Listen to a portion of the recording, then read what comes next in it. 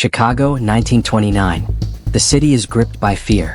A black Cadillac pulls up to a dingy garage on North Clark Street. Inside, 7 men are waiting. A moment later, gunfire erupts, echoing through the alleyways.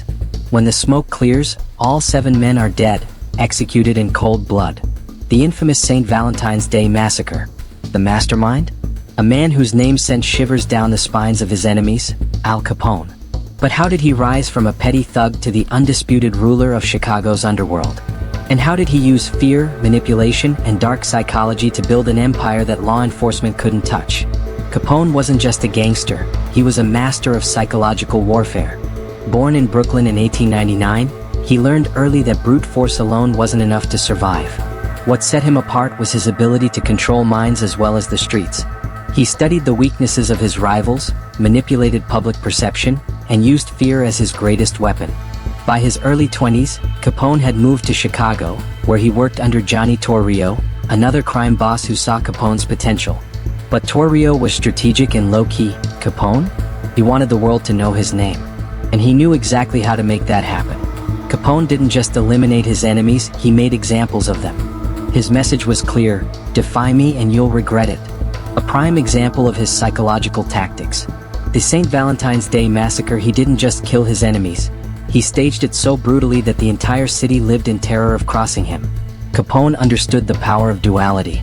To the public, he was a Robin Hood figure, throwing lavish charity events and handing out food during the Great Depression.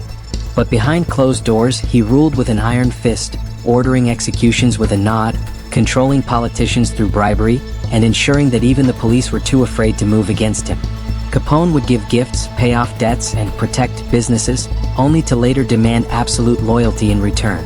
If he refused, that generosity turned into a threat overnight.